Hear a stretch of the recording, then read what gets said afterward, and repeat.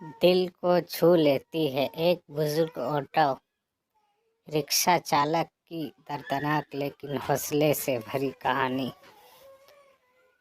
देशराज मुंबई में खार के पास ऑटो चलाते हैं। उन्होंने बताया कि 6 साल पहले उनका बड़ा बेटा घर से गायब हो गया था। वह रोज की तरह काम के लिए घर से निकला और कभी वापस नहीं आया।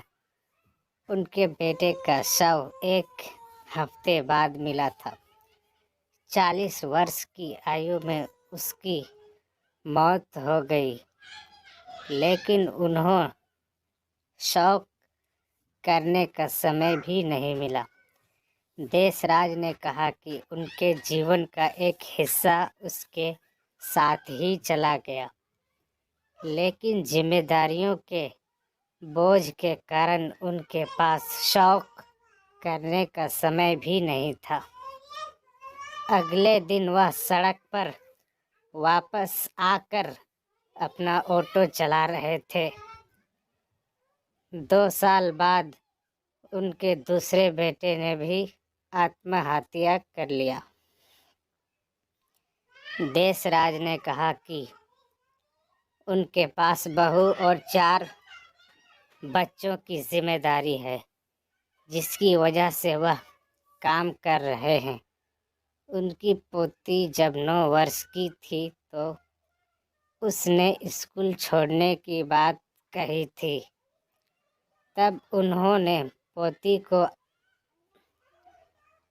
आश्वासन दिया था कि वह जितना चाहे उतना पढ़ाई कर सकती है। परिवार के भरण पोषण के लिए उन्होंने लंबे समय तक काम करना शुरू कर दिया। वह सुबह 6 बजे घर छोड़ते हैं और आधी रात तक ऑटो चलाते हैं। इस तरह के वो महीने में करीब 10,000 रुपये तक कमाते हैं।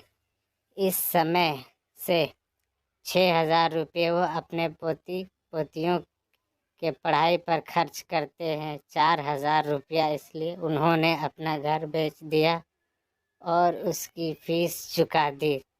देशराज ने अपनी पत्नी, पुरुष वधू और अन्य पोतों को गांव में एक रिश्तेदार के घर भेज दिया और खुद मुंबई में अपना ऑटो चलाते हैं।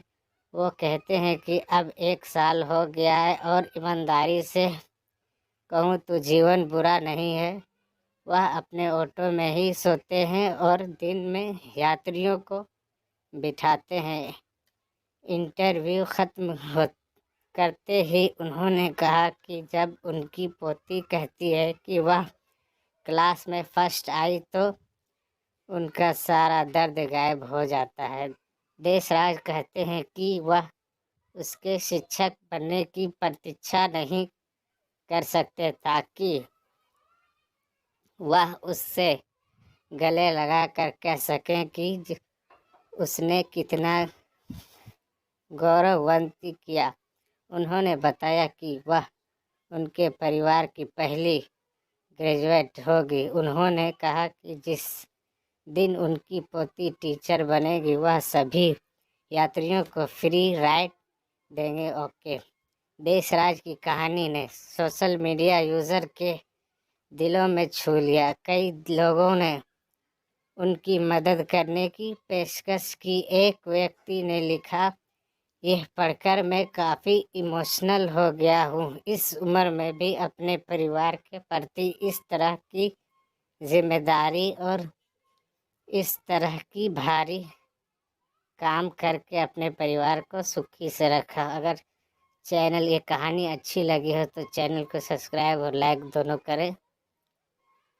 Thank you for watching.